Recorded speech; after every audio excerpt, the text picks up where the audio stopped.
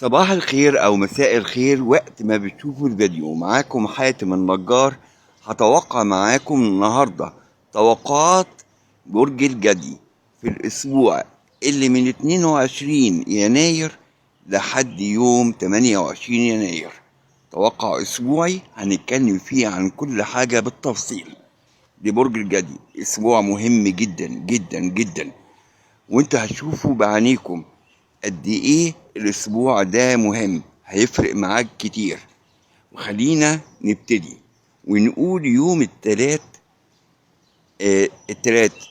هيبتدي الاسبوع بتاعنا ان الزهرة، وده حدث مهم جدا، كوكب الزهرة هيتنقل لبرج الجدي. وده حدث مهم جدا لانه هيخفف عليك كتير قوي من المشاكل، وهتعرف دلوقتي ازاي. ما ننساش ان يوم التلات عطارد كمان موجود في البرج، والمريخ ليه وضع خاص هنتكلم عليه بالتفصيل في الاسبوع ده. الشمس موجودة في برج الدلو، وقبل كده انا قلت لكم ان لما الشمس تكون موجودة في برج الدلو ده البيت التاني ليك، بيت الاموال. وده معناه حاجة من الاتنين او الحاجتين مع بعض. هتمروا بفترة ثراء كبير، في فلوس كتير هتحصلوا عليها.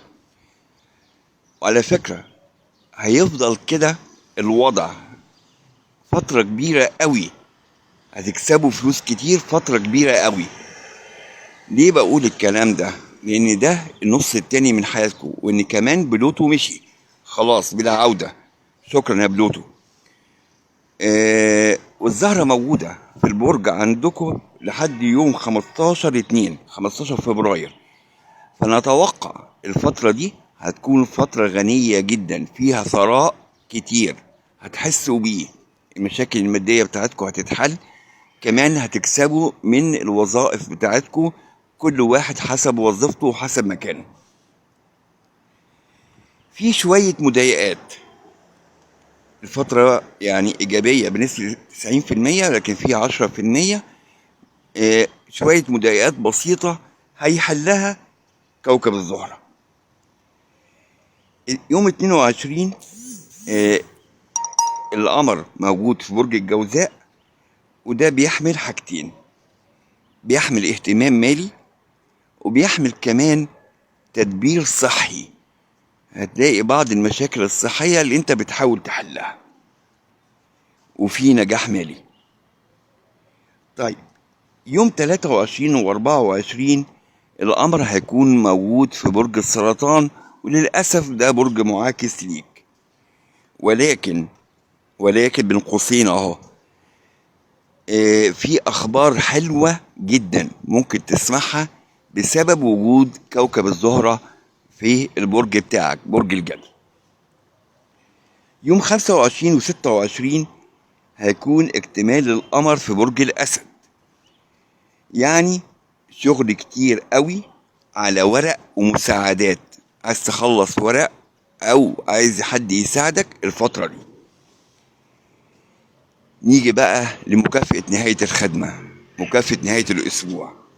يوم 27 و 28 وصباح 29 القمر موجود في برج العذراء، وهو برج ترابي زيك.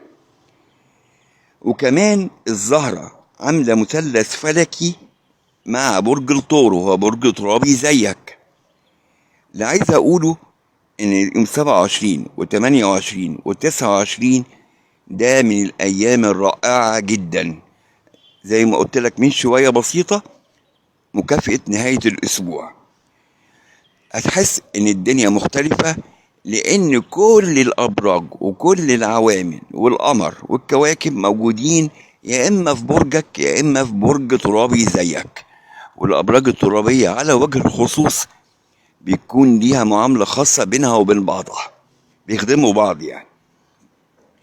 أنا مش هطول عليكم، معاكم طول الأسبوع في التوقعات اليومية، ولكن بتمنى ليكم أسبوع سعيد جدا، وإن شاء الله كل مواليد برج الجدي في كل مكان في العالم هيقضوا أسبوع حلو جدا ومهم جدا.